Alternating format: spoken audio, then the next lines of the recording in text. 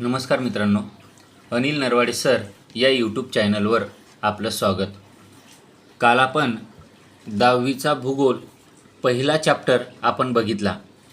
आज आपण दुसऱ्या चॅप्टरला सुरुवात करू.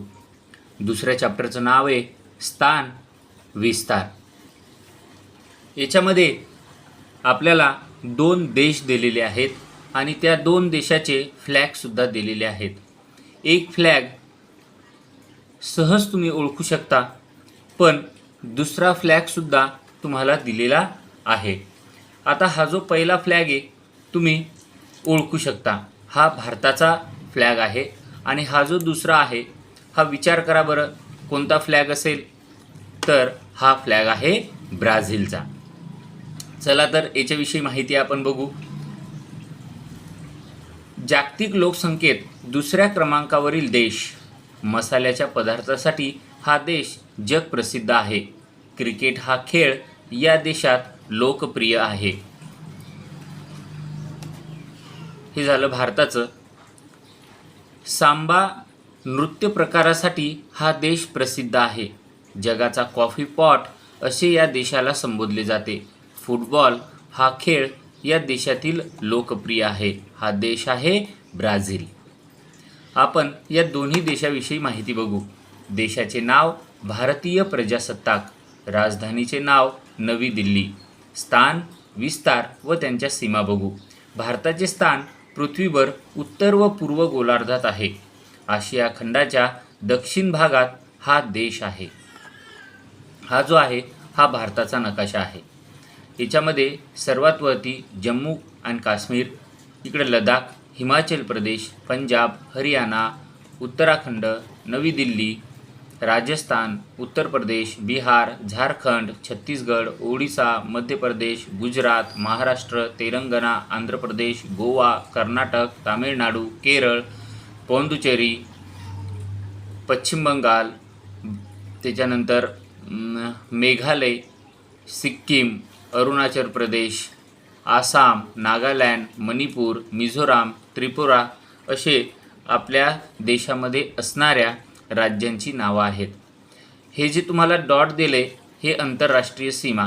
ह्या ज्या हिरवे रेषेचे तुम्हाला हे दिले याला राज्यसीमा असे म्हणतात. आणि हा जो दिला आहे तुम्हाला हा आहे केंद्रशासित प्रदेश सीमा.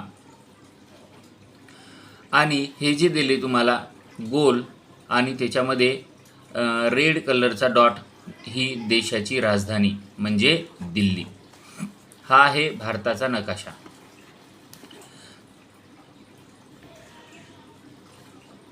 पूर्वेकडे बंगालचा उपसागर, दक्षिणेकडे हिंदी महासागर आणि पश्चिमेकडे अरबी समुद्र आहे. याच्या साहाय्याने भारताच्या मुख्य भूमीचा विस्तार शोधा. अंशाचे मूल्य गाळलेल्या जागामध्ये लिहा आणि ते कमेंटमध्ये मला पाठवा. त्यानंतर देश व सीमेवरील जलाशयाची नावे या तक्त्याच्या आधारे वहीत तुम्हाला लिहायची सांगितलेली आहे. आता इथं दिशा पूर्व, उत्तर, पश्चिम आणि दक्षिण. शेजारचे देश कोणते? सागर आणि महासागर. आत्ताच मी सांगितले ते इथं काय करायचं आहे, लिहायचं आहे. दुसरा देश तुमचा येतोय ब्राझील प्रजासत्ताक संघराज्य. राजधानीचे नाव ब्राझिलिया. स्थान विस्तार व त्यांच्या सीमा. पृथ्वीवर ब्राझील देशाचा काही भाग उत्तर गोलार्धात व बहुतांश भाग दक्षिण गोलार्धात आहे. तसेच या देशाचे स्थान पश्चिम गोलार्धात दक्षिण अमेरिका खंडाच्या उत्तर भागात आहे. जर आपण नकाशा जर बघितला तर हे जे तुम्हाला दिले 23, 25, 30 हे जे तुम्हाला दिले हे आहे 0. हा जो आहे हे आहे आपलं विषुववृत्त. 0 डिग्रीला हे आहे आपलं विषुववृत्त. वरती 5 डिग्री, खाली 5 डिग्री, वरती उत्तर, खाली दक्षिण. आणि या विषुववृत्ताच्या वरती जे आहे तो भारत आहे आणि या विषुववृत्ताच्या खाली हा कोण येतो? ब्राझील येतो. तर याचे स्थान आणि विस्तार तुम्ही कमेंट करून मला पाठवायच्यात. आणि इथं दिशा दिल्या तुम्हाला उत्तर, पश्चिम, दक्षिण आणि पूर्व. शेजारील देश आणि महासागर तुम्हाला लिहायचे आहेत. आणि हा ब्राझीलचा नकाशा तुम्हाला परीक्षेमध्ये विचारू शकतात. याच्यामध्ये ॲमेझॉनास हा ब्राझील आहे, याच्यामध्ये पारा, मॉटोग्रोसो, रेंडोनिया, आक्रे, इकडे पेरू, कोलंबिया, व्हेनेझुएला असे आहेत. इकडं आमापा, मारानाहो, सियारा अशा वेगवेगळ्या प्रकारचे याच्यामध्ये काय आहे राज्य आहे. देशाची राजधानी ब्राझिलिया, ह्या आहेत राज्यसीमा आणि ह्या आहेत आंतरराष्ट्रीय सीमा. भारताची ऐतिहासिक पार्श्वभूमी आपण बघू. भारताची ऐतिहासिक पार्श्वभूमी सुमारे 1.5 शतक भारत देश ब्रिटनच्या अधिपत्याखाली होता. 1947 साली भारताला स्वातंत्र्य मिळाले. स्वातंत्र्योत्तर काळात पहिल्या 20 वर्षात 3 युद्धांना सामोरे जाणे, अनेक भागातील दुष्काळी परिस्थितींना तोंड देणे अशा अनेक समस्या असूनही भारत हा जगातील प्रमुख आणि विकसनशील देश आहे. भारतही आज एक प्रमुख जागतिक बाजारपेठ म्हणून ओळखला जातो. विविध टप्प्यावर झालेल्या आर्थिक सुधारीमुळे भारताच्या आर्थिक विकासाला वेग आलेला आहे. म्हणजे भारतामध्ये बाजारपेठसुद्धा आहे आणि याच्यामध्ये भारत हा आर्थिकदृष्ट्या सक्षम झालेला आहे. आर्थिकदृष्ट्या त्याच्या विकासाला वेग आलेला आहे. भारतातील लोकसंख्येत तरुणाईचे प्रमाण जास्त आहे. हा कार्यशील वयोगट असल्याने भारताकडे एक तरुण देश म्हणून पाहिले जाते. म्हणजे भारतामध्ये सगळ्यात जास्त तरुण वर्ग आहे, म्हणून भारताला तरुण देश म्हणून सुद्धा ओळखले जाते. त्यानंतर ब्राझिलियाचा ऐतिहासिक पार्श्वभूमी. ब्राझील हा देश 3 शतकांपेक्षा अधिक काळ पोर्तुगीजांच्या अधिपत्याखाली होता. ब्राझीलला 1822 साली स्वातंत्र्य मिळाले. 1930 पासून ते 1985 पर्यंत अर्ध्या शतकापेक्षा जास्त काळ हा देश लोकप्रिय लष्करी राजवटीखाली होता. 20व्या शतकाच्या शेवटच्या कालखंडात जागतिक वित्तीय समस्यांमधून हा देश सावरला आहे.